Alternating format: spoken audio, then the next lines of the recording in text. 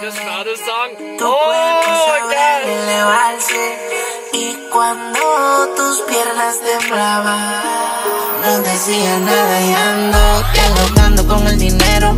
No quiero interrupciones, desde la prioridad.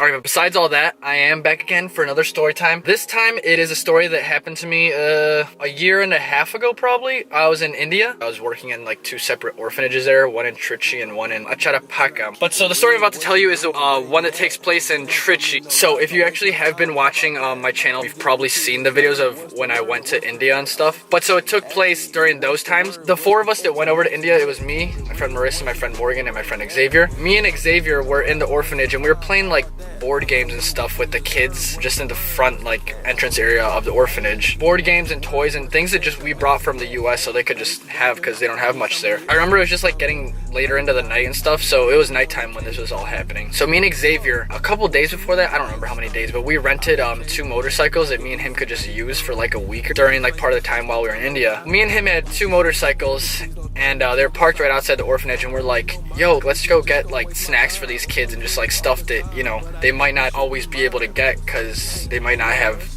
the means to do so. So me and Xavier were like, dope, let's go out. I have a backpack, he has a backpack, and we're like, let's just go load up stuff in our backpacks and bring back a ton of snacks and stuff for these kids and just things that they would enjoy to eat. But so me and Xavier get on the motorcycle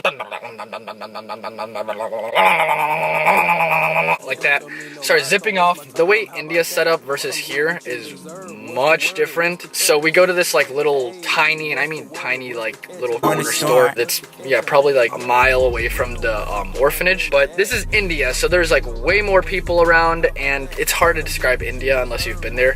But to drive a mile in India, it takes much longer than it does in the United States. But so we started driving now and it took us probably like 20 minutes to get like a mile to this corner store or whatever. We get to the corner store and we're just loading up on like the greatest things. Like we're getting like Doritos, we got like Sprite, we got like 2 liters of like Pepsi and like this and that. And I don't even know. We were just picking out like Indian foods and American foods because they had some of both there.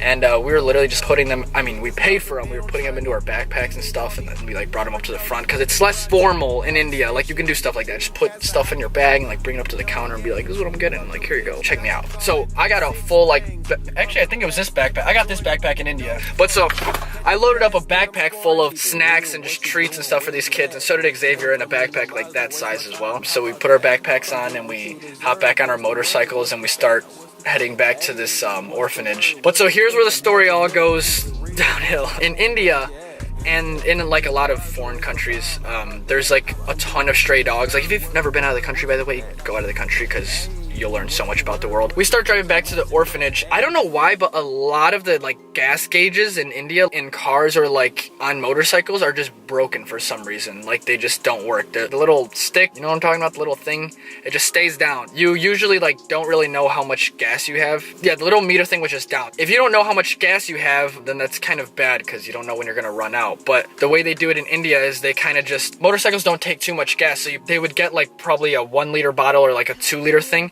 and just keep it with them. I mean, they'd fill up their motorcycles, but after that they'd take some extra or whatever. So like if they ran out on the side of the road, they could just like put some more in from like a water bottle. Different way of life, it's crazy, but it was cool. So we were really low on gas, but we didn't know, and we didn't have any like extra water bottle or whatever filled with gas to like replenish the gas that we were missing. So as we're driving back to the orphanage, I'd say we're probably 3 blocks away from the orphanage. We're turning the street corner, and once we turned down the street corner, it was like these dogs were like plotting something against us or something. Oh, the dogs there, by the way, they're really vicious. If you're like in a group of people, you're Gucci or whatever, they were like, look out for dogs, especially when you're by yourself, and especially at nighttime, they get vicious with people like more than usual. And I'm like, all right, cool. So we were out at nighttime, but so not exactly the type of setting that you would want to be caught in. And yeah, I'm in the southern tip of India and I have no idea where I am, just like riding around like some random area. So if you picture like a street, there's just 3 dogs like perfectly spread out in the street where you just would not want to drive past them if you were there. So we didn't at first. We saw them and we immediately just kind of like busted a U-ing because we remembered what he was telling us right before we left, how they're vicious and everything, and watch out for them at nighttime. He said that right before we left the orphanage. Oh, and when I say he, I'm talking about Uncle T. That's what we called him. He was the one that like kind of ran things in the orphanage and stuff like that. But so yeah, we saw the 3 dogs standing there like plotting something against us. So we're like, nah, we just busted a U-turn and we're like, okay, let's just take a different way. But it happens that this orphanage and where it's placed in the world, there's no other way to get to it besides this one route. Yeah, you had to have seen the streets and these gravel roads to understand how there's just literally one way to get there. But so I remember we were trying to problem solve and we're like, okay, we can't go this way, we can't go that way, like we have to go down this way somehow. So like we were thinking, why not just get some of the snacks that we just bought and like, you know, try to like throw them or whatever and then turn around and just wait for the dogs to kind of eat them, and then once they're eating them, just drive past them. Oh, also another thing to add, the motorcycles that we rented motorcycles at 2 separate times when we were in India, and these motorcycles that we rented were not fast like at all. I would say the top speed that they could reach was probably like 20 miles an hour. They were not fast, but the other one I rented later on. Whoa. But anyways, these dogs were kind of just like savages. We wanted to keep a safe distance from us and them so they wouldn't, you know, try something funnier. So we're like, okay, that kind of scratches the whole giving them snacks thing or whatever, because if we were gonna get close to them, then like they would be close enough to just attack us. So once we brainstormed for like 3 minutes or something, I don't know, we realized that there was nothing we could really do besides just drive straight past them. So we ended up just going back to the nearest like intersection. These motorcycles were not only slow, but they also didn't pick up speed to their like 20 miles an hour fast at all. It took forever for them to even get to 20 miles an hour, and even at that point, 20 miles an hour is not fast at all.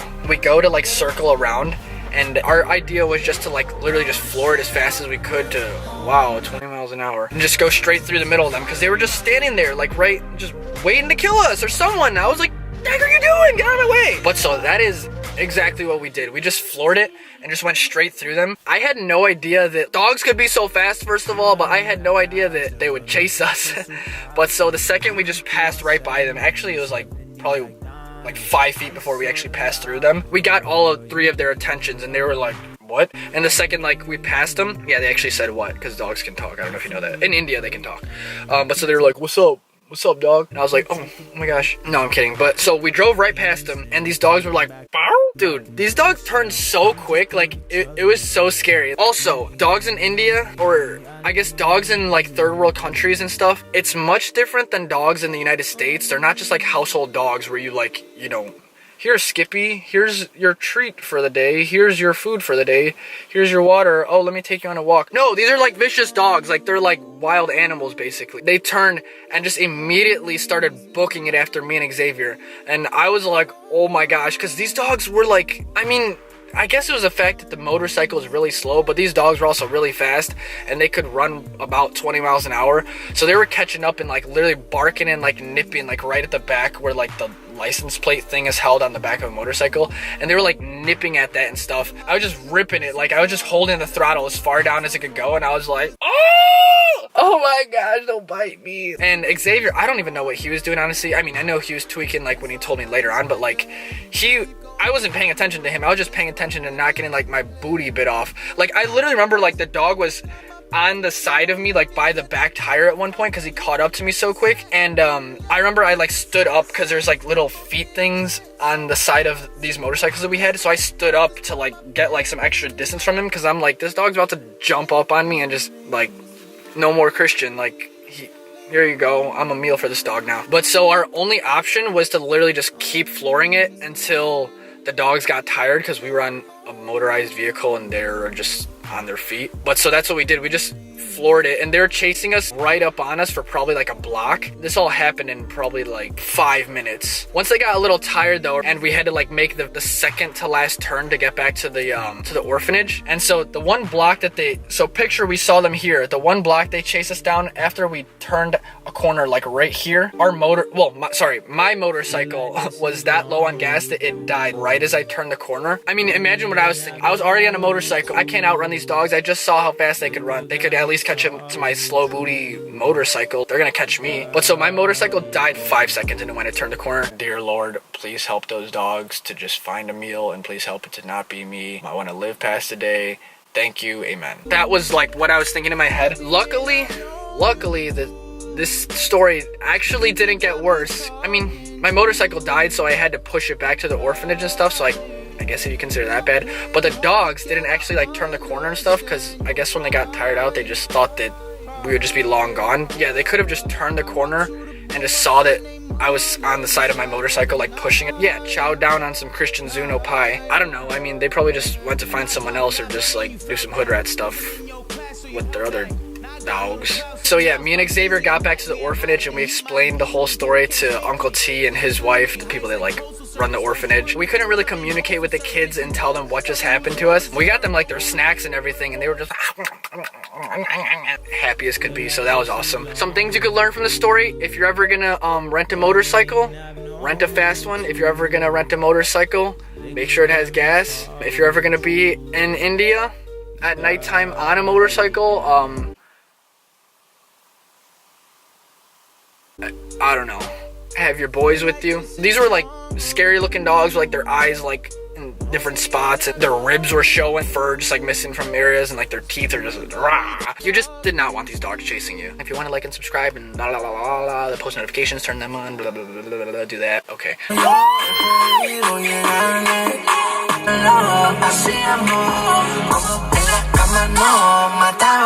Ahora dice que no me conoce. No, no, no, no, no. Si me ha visto se supone que en el pasado fue. Si me acuerdo cuando la